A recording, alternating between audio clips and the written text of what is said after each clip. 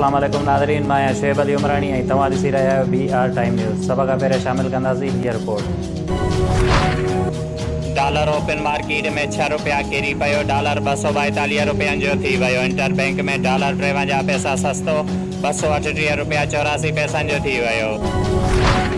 बलोचिस्तान के सैलाब हेठि इलाइक़ा अञा ताईं इमदाद जा मुंतज़िर। सैलाबी पानी त लही वियो पर तबाही एतिरी घणी आहे जो बहाली दौरे बलोचिस्तान में शहबाज शरीफ़ मक़ामी इंतज़ामिया ते बरहम। हुन चयो त मुतासिरीन जी ॿीहर आबाद थियण ताईं सुकून सां न वेहंदो।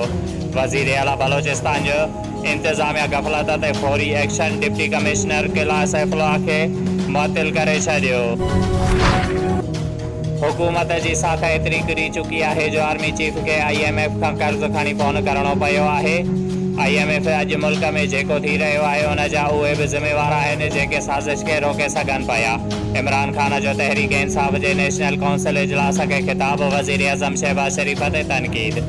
हुन चयो त केतिरा ई माण्हू सम्झंदा हुया त शहबाज शरीफ़ खां वॾो को ज़हीन नाहे। ख़ुशी थींदी आहे अल्लाह अवाम खे उन्हनि जी असलियत ॾेखारे छॾी। मुल्क में सच ॻाल्हाइण गुनाह बणजंदो पियो वञे। मूं ते इल्ज़ाम हणण वारनि जी पंहिंजी का हैसियत नाहे। सरबराह मुस्लिम लीग काफ चौधरी शुजात जी सेक्रेटरी जनरल तारिक बशीर चीमा सां प्रेस कॉन्फ्रेंस। तारिक बशीर चीमा चयो त 50 दफ़ा चयो त मूंखे इमरान खान जो वज़ीर नाहे ठहिणो। इमरान खान कूड़ ॻाल्हाए रहियो आहे। ज़रदारी साहब पंहिंजी ज़बान जो पको आहे। जेको चवंदो आहे उहो करे ॾेखारींदो आहे।